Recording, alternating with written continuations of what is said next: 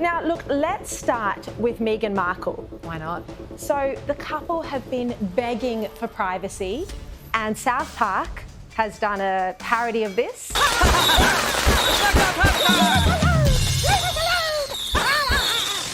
with the motorhead, we deserve our privacy. First guest, the prince and his wife. We want privacy, we want privacy. People who want privacy don't do that. You live your life quietly in privacy, so it's such hypocrisy.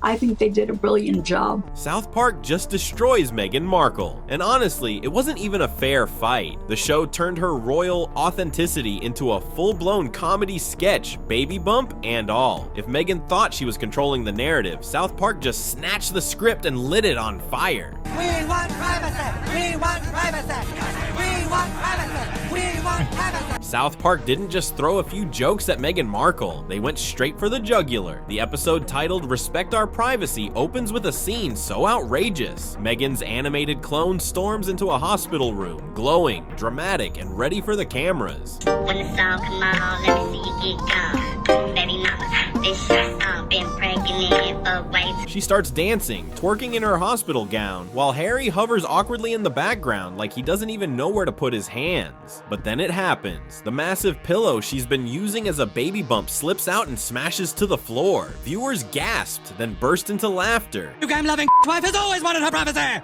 And you know what else? To hell with Canada, we are leaving. We'll go find some quiet place where we can be normal people. Come on, wife. We want privacy. We want privacy. Sam, it summed them up so well, didn't it?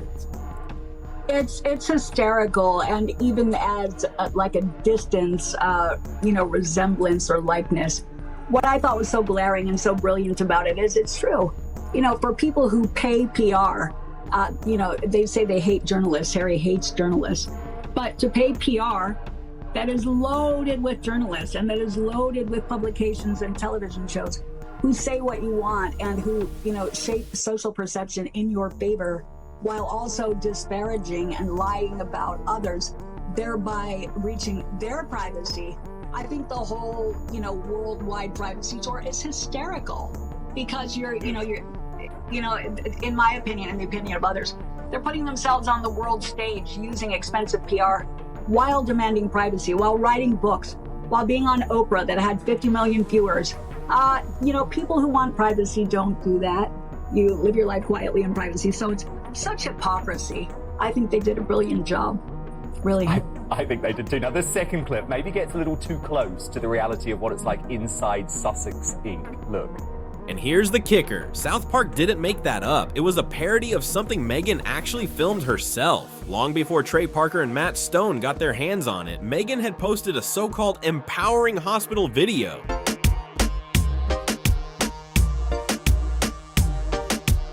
Lighting was flawless, her glam was perfect, and yes, Harry was there awkwardly bobbing along like a lost extra. It was supposed to be raw and relatable. Instead, the internet tore it apart. People mocked it as staged, tone deaf, even desperate. So when South Park exaggerated it into a total disaster, the sting was twice as hard. People weren't just laughing at a cartoon, they were laughing at the reality Meghan herself had put out into the world. And apparently it has really upset Meghan Markle. She's apparently spent days being upset and overwhelmed, according to sources, over this parody which picks apart all of their publicity blitz while at the same time begging for privacy. And that grenade blew up right at the heart of Meghan and Harry's biggest contradiction. For years, they've stood in front of cameras, signing million-dollar deals, writing books, and launching documentaries, all while chanting the same line: we want privacy. South Park didn't need to exaggerate that, they just echoed it back to us with brutal honesty. We want privacy,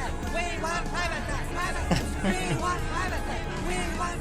Harry's animated self stomps into the hospital screaming, "Respect our pregnancy," a line that instantly became a meme. It captured everything people felt about the couple, the hypocrisy, the irony, the way they claimed to shun attention yet never stopped demanding more of it. Audiences weren't confused anymore. They saw the truth. Meghan and Harry don't avoid the spotlight, they weaponize it. And that's why this episode cut so deep. South Park didn't invent a storyline. They held up a mirror, they showed the contradiction in its rawest form, and they didn't blink. It's the kind of satire that hits harder because it doesn't feel like fiction, it feels like fact. The more you watch, the clearer it becomes. Meghan has spent years shaping her brand into something royal, powerful, untouchable. She presents herself as a humanitarian, a modern princess, a visionary woman breaking barriers. But South Park strips that veneer away in seconds. On screen, she's not regal, she's a caricature, obsessed with attention, frantic for the spotlight, caught up in her own contradictions. Oh no. Look at this town. I think this might be the place. You really think so? It was commented that what we see from Meghan is always staged, always polished, always performative. That's why audiences couldn't look away. They weren't just entertained, they were seeing something they had suspected all along, that Meghan's so-called raw and vulnerable moments are carefully manufactured props. That's why the laughter was so sharp. It wasn't just about Meghan as a character on a cartoon. It was about Meghan as a brand, a woman who built a Hollywood identity on privacy, empowerment, and authenticity, but can't stop turning even her most intimate moments into stage plays. If you've made it this far, make sure to subscribe to the channel so you don't miss a single detail of South Park. Thanks for having us on the show. It's so awesome to be here. It's great. So let me start with you, Sam. You've lived a life with the royal family, you've had everything handed to you, but you say your life has been hard, and now you've written all about it in your new book, Win. Yes, that's right, friend. You see, my wife and I I are... was totally like, you should write a book because your family's like stupid, and then so are like journalists.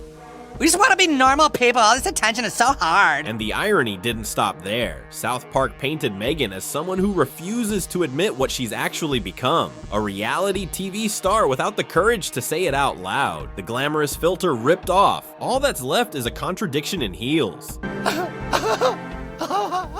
like, oh, you wouldn't pay attention to us. What are we gonna do? He's not gonna get away with this.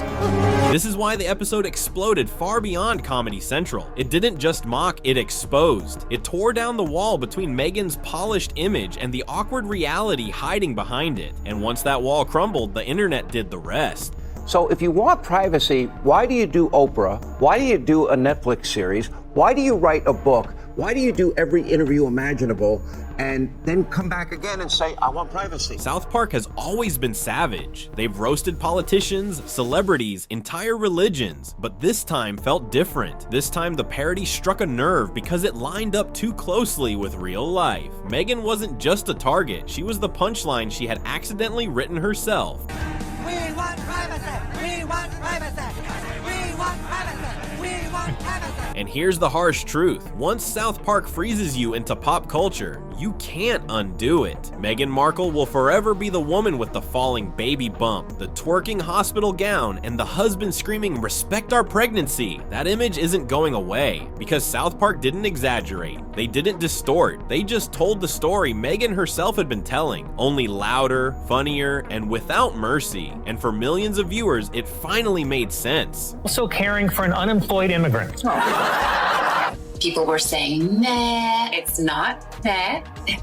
It's pronounced me. Let's talk about that video. The hospital clip Meghan Markle probably wishes she could wipe off the face of the internet. You know the one? Shot in glossy, documentary-style lighting where Meghan is in a hospital gown, moving around like it's her runway debut. She smiles, she dances, she even throws in a little twerk while poor Harry stands off to the side, bobbing his head. A glimpse behind the curtain, something empowering. But instead of going viral for being raw and authentic, it became a masterclass in cringe. We just want to be normal people. All this attention is so hard. Well, I just think some people might say that your Instagram-loving bitch wife actually does want her privacy. How dare you, sir?